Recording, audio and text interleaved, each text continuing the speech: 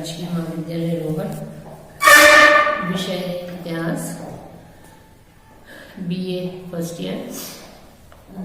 वैदिक काल में और उसके बाद वर्ण व्यवस्था के बारे में आज हम जानकारी लेंगे। जैसे कि भारतीय इतिहास के जानकारों को मालूम है कि आर्यों द्वारा भारत में आने के लिए उन्हें बड़ा संघर्ष करना पड़ा, और आर्य जब भारत आए थे तो काफी समय तक जो है वो भारत के अंदर उनको संघर्ष करना पड़ा था, पग पग पर उनका विरोध हुआ था। और दूसरा नाम ना होने से हम इसमें जो नॉन आर्यन थे या जो आर्य नहीं थे उनको हम अनार्य जाति के रूप में कहते हैं। आर्य जब भारत आए तो इन्हें यहाँ की स्थानीय जातियों से कड़ा संघर्ष करना पड़ा, क्योंकि उससे पहले यहाँ पर भारत के अंदर जो है वो ये मोहनजोदड़ो सभ्यता या हम इसको सिंधु घाटी सभ्यता कहते हैं, हड़प्पन सभ्यता जो है वो विकसित हुई थी। और यहाँ पर जो है वो काफी अनार्य जो लोग थे वो काफी संपन्न थे। और जब आर्य भारत आए तो इनको स्थान स्थान पर इनसे संघर्ष करना पड़ा, और बड़ी कठिनाई से जो है वो आर्यों ने इनके ऊपर विजय पाई और अपनी जो है वो बस्तियां बनी। मुख्य जो उद्देश्य आर्यों का भारत आने में था वो अपना भौतिक जो है वह आवश्यकताओं की पूर्ति करना, अपने जीवन स्तर में सुधार लाना। तो उसी उद्देश्य से जो है ये लोग भारत आए थे, और यहाँ पर इन्होंने जो है वो सिंधु नदी से घुसते हुए और पंजाब और फिर गंगा यमुना दोआब तक ये फैले थे। वैसे तो वर्ण, जब हम वर्ण की बात करते हैं या वर्ण संघर्ष की बात करते हैं या वर्ण व्यवस्था की बात करते हैं, तो यहाँ पर वर्ण का मतलब जो है वो रंग से लिया जाता है। जो आर्य आए थे भारत वो उनका रंग जो है श्वेत था, और जो अनार्य जातियां थी वो अश्वेत थी या कृष्ण वर्ण थी।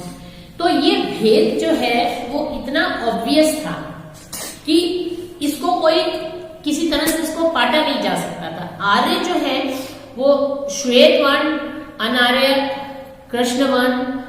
आर्य की उठी हुई तीखी नाक होती थी, अनार्यों की चपटी नाक होती थी।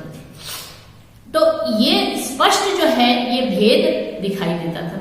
अब चूंकि आर्य जो है वो कॉन्करिंग जो है वो पार्टी थी, या हम ये कह सकते हैं कि वो आक्रमण करता था, और उन्होंने अनार्यों को परास्त किया, तो नेचुरल है कि जो डोमिनेंट रेस है या जो शासन करने वाला वर्ग है वो उसकी जो है वो उसका वर्चस्व उस स्थान पर रहता है।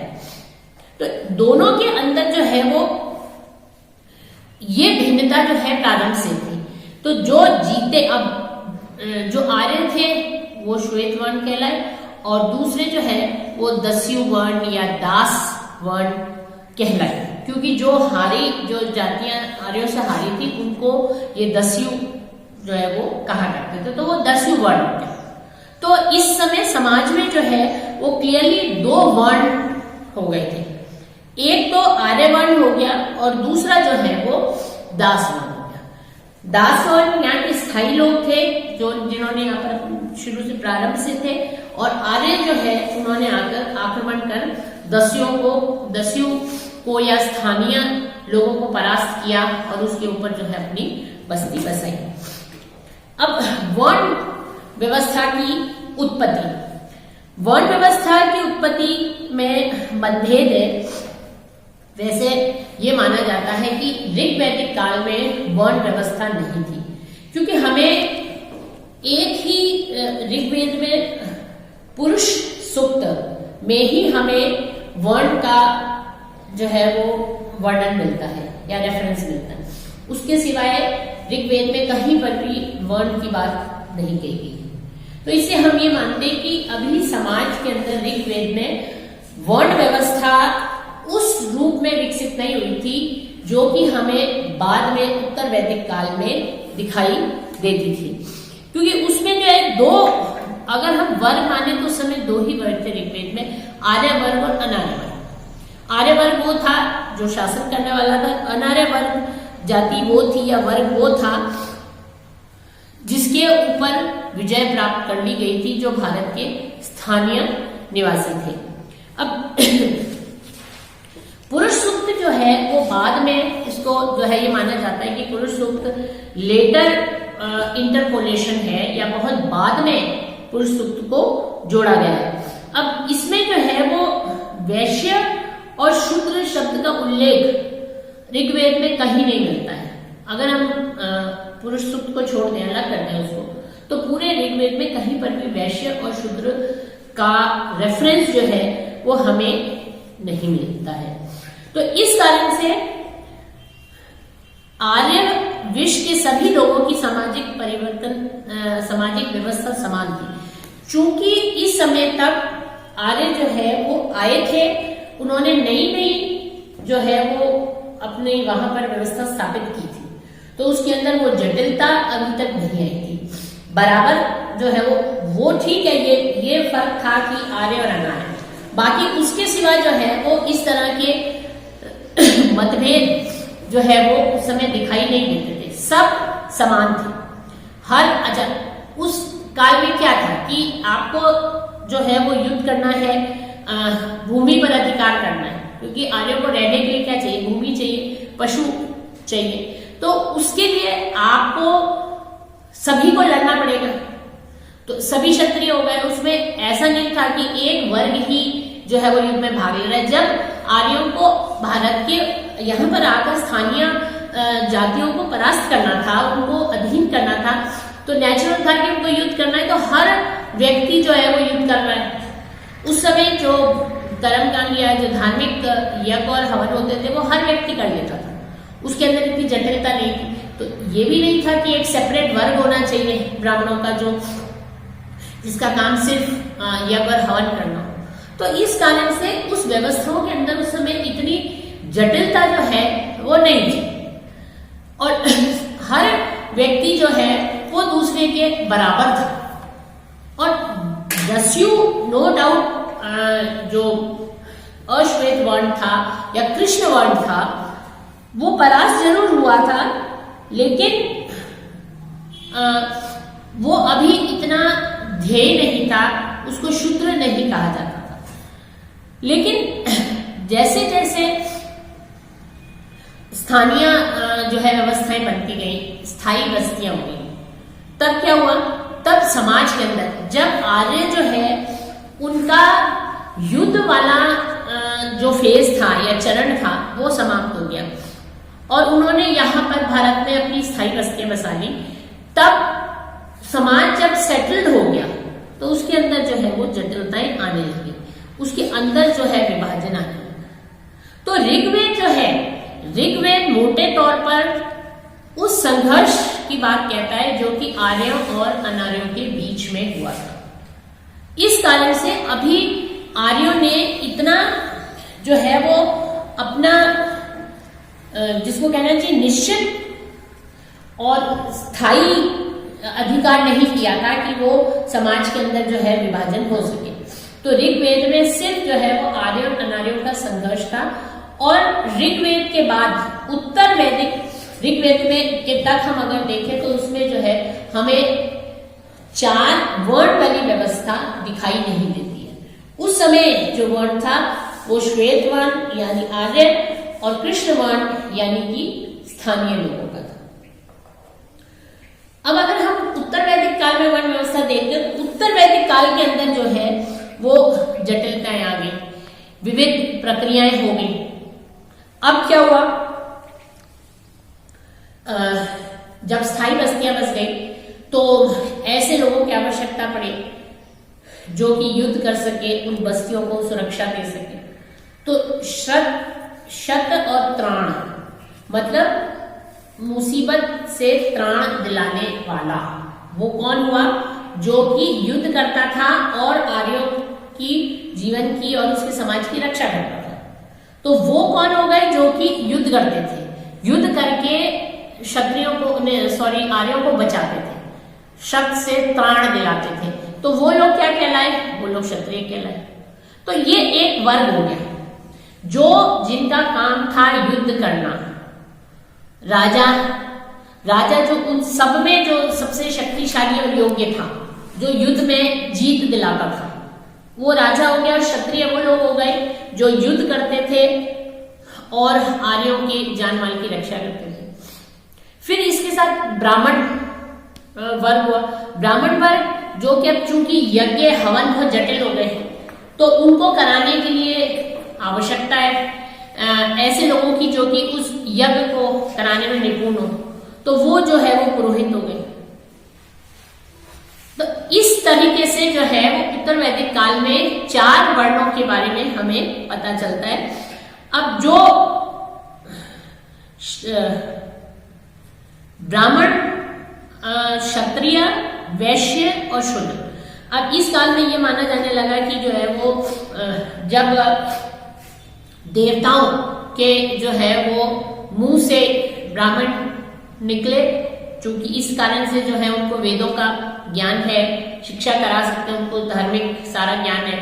क्षत्रिय जो है वो कंधे से निकले, मतलब ताकत है, युद्ध करते हैं, रक्षा करते हैं सबकी, तो वो क्षत्रिय हो गए, जो कि जो है वो उनकी छाती से निकले। और फिर वैश्य चूंकि बिजनेस जो है वो करते हैं, वो थाई से या जांग से जो है देवता के निकले, जो कि बिजनेस सारा शिल्पकार, पशुपालक, कृषक, ये सब जो है ये वैश्य कहलाए। और शूद्र जो है वो उनके पैरों में से निकला। तो ये एक धार्मिक जो है वो उसको जस्टिफिकेशन दिया गया। ये जो समाज के अंदर जो विभाजन हुआ उसको इस तरीके से बताया गया कि ये जो है वो इस तरीके से निकले। और इसमें जो 3 वर्ण थे, ब्राह्मण, क्षत्रिय और वैश्य, ये तीनों द्विज हो गए।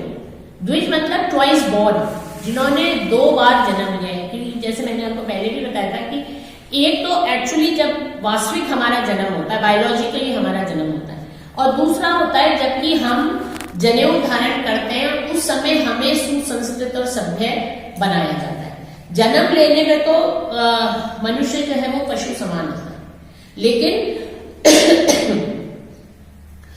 जब जो है उसको जनेऊ धारण कराया जाता है तो जो है वो वास्तविक रूप में सुसंस्कृत होता है।